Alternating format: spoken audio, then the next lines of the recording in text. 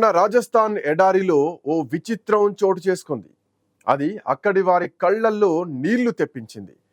భక్తి భావం ఉప్పొంగేలా చేసింది. ఇంతకీ అంత భావోద్వేగం తెప్పించినటువంటి ఆ సంఘటన ఏంటా అని ఆలోచిస్తున్నారా?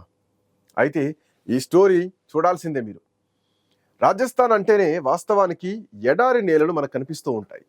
ఎటు చూసినా అపారంగా కనిపించే ఎడారి, ఆ సన్నని ఇసుక తెన్నెల మీద నెమ్మదిగా నడుచుకుంటూ పోయే ఒంటెల వరుసలు మనకు గుర్తుకొస్తాయి. అక్కడే ఈ విచిత్రం జరిగింది.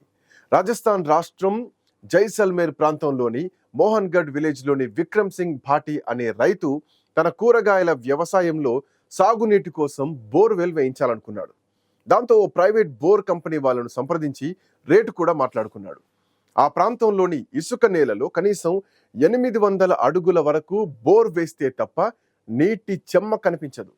చాలాసార్లు అంతకన్నా లోతుగా బోర్ వేయించిన నీటి చుక్కరాని సందర్భాలు ఉన్నాయి.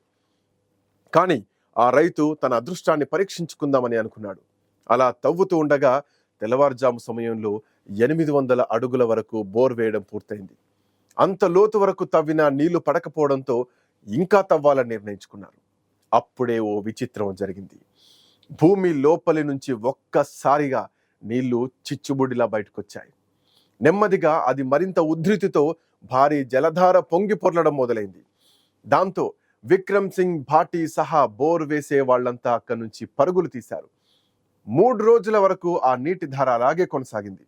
3వ రోజు దానంతట దాగిపోయింది. దీంతో చుట్టుపక్కల ప్రాంతం దాదాపు 7 అడుగుల మేర నీటితో నిండిపోయింది. ఒక్కసారిగా ఆ ప్రాంతం చెరువును తలపించింది.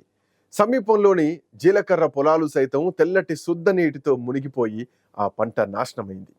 ఈ ఘటన సోషల్ మీడియాలో అనేక రకాల చర్చకు దారితీసింది.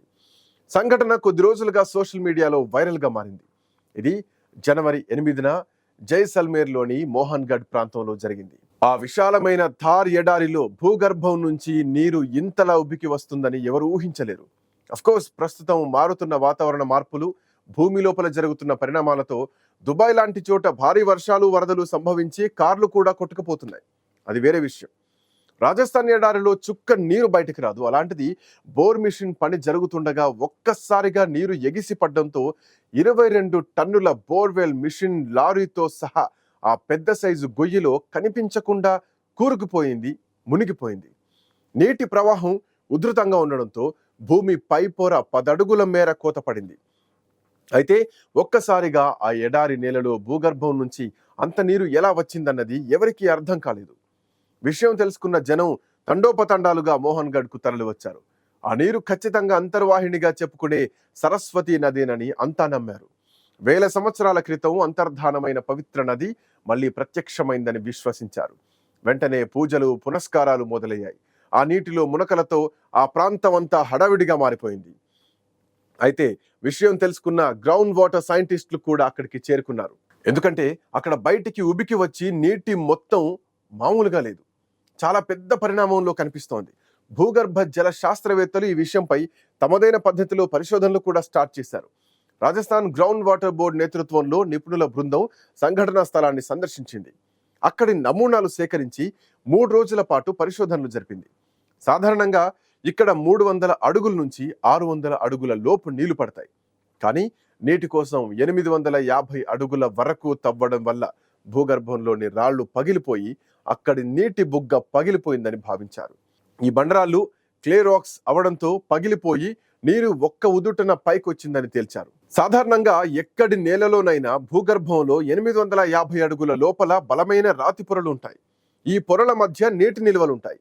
రాతి పొరలు పగిలినప్పుడు మాత్రమే నీళ్లు ఇలా ఫ్రెజర్గా బయటకొస్తాయి. 1.5 దశాబ్దం క్రితం నాస్నాలోని జాలువాలాలోనూ ఇలాగే నీళ్ళొచ్చాయని సైంటిస్టులు చెప్తున్నారు.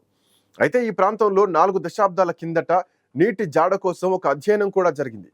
సెంట్రల్ ఎరిడ్ జోన్ రీసెర్చ్ ఇన్స్టిట్యూట్కు చెందిన సీనియర్ శాస్త్రవేత్తలు 1982లో రూపొందించినటువంటి ఒక పరిశోధనా పత్రంలో మోహన్గఢ్ ప్రాంతంలో భూగర్భ జలాలు ఉన్నట్టు ఆధారాలు లభించాయని చెబుతున్నారు. కేవలం 176 మిల్లీమీటర్ల నుంచి 250 మిల్లీమీటర్ల వర్షపాతం మాత్రమే ఉండే ఈ ప్రాంతంలో ఈ నీటి జాడలు ఉండే చోట కొన్ని చోట్ల ప్రత్యేకమైన ముళ్ల పొదలు కనిపిస్తాయని అంటున్నారు. కొన్ని చోట్ల ఇవి పుష్కలంగా కనిపించాయి, కొన్ని చోట్ల అసలే లేవు. అయితే బాటి బోర్వెల్ వేసే చోట మాత్రం ఈ పొదలు కనిపిస్తున్నాయి. 4-5 మీటర్లు తవ్వి చూసినా ఆ పొదల వేర్లు ఇంకా లోతుగా ఉన్నాయి. అయితే వర్షపు కురిసినప్పుడు ఆ నీరు 4 అడుగులు మాత్రమే లోపలికి ఇంకుతుంది. వర్షపు నీరు కాకుండా భూగర్భంలో రాతి పొరల్లో చిక్కుకుపోయిన నీటి జాడ ఉందని, వాటి నుంచే ఈ పొదలకు నీరు అందుతున్నట్లు ఇది సూచించింది. అందుకే ఎక్కడ చూసినా ఇసుకే కనిపించే ఎడారిలోనూ ఓయాసిస్సులు, పచ్చని పొదలు కనిపిస్తూ ఉంటాయి.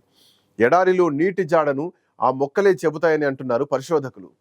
అదలా ఉంచితే పురాణాలను అధ్యయనం చేసిన కొందరు వాటిని రిమోట్ సెన్సింగ్ డేటాతో పోల్చి చూసినప్పుడు అది అంతరించిపోయిన సరస్వతి నది ప్రవాహక ప్రాంతం అని వాదిస్తున్నారు. ఋగ్వేదంలో నదీతమగా పేర్కొంటూ సరస్వతి నది గురించిన వర్ణనుంది. నదీతమ అంటే నదులకు తల్లి లేదా పవిత్ర నది అని అర్థం. అంతేకాకుండా మహాభారతం, మత్స్య, విష్ణు పురాణాల్లోనూ ఇంకా అనేక ఇతర గ్రంథాల్లోనూ సరస్వతి నది ప్రస్తావన ఉంది. పురావస్తు భౌగోళిక అధ్యయనాల ప్రకారం అంతరించిపోయిన సరస్వతి నది హర్యానా, రాజస్థాన్, గుజరాత్ల మీదుగా ప్రవహించేదని చెప్తున్నారు. మరి మోహన్గఢ్ ప్రాంతంలో బయటపడ్డ ఆ నీటి ధార సరస్వతి నదేనా అన్న అనుమానాలు ఇప్పుడు ప్రజల్లోకి వస్తున్నాయి. అయితే మోహన్గఢ్లో నీళ్లు ఉవ్వెత్తున ఎగిసిపడ్డాన్ని పురాణాల్లో ప్రస్తావించిన సరస్వతి నదితో ముడిపెట్టడం గురించి కూడా అసలు విషయం తేల్చేశారు పరిశోధకులు. అయితే జోధ్పూర్ సైంటిస్టులు, గ్రౌండ్ వాటర్ సైంటిస్టుల అభిప్రాయం మేరకు నదుల నీటి రుచి తీయగా, స్వచ్ఛంగా ఉంటుంది. మోహన్గఢ్ వ్యవసాయ భూముల్లో ఎగిసిపడ్డ జలధార ఉప్పు నీటి రుచిని కలిగిస్తోంది.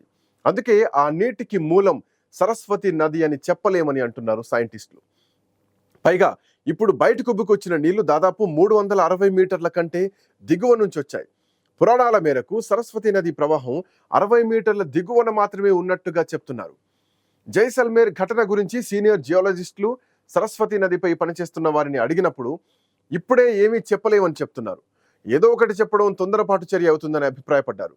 అక్కడి నీరు, మట్టి వాస్తవాలను పరిశీలించిన తర్వాత మాత్రమే నిర్దిష్ట వాదనలు చేసే అవకాశం ఉంటుంది.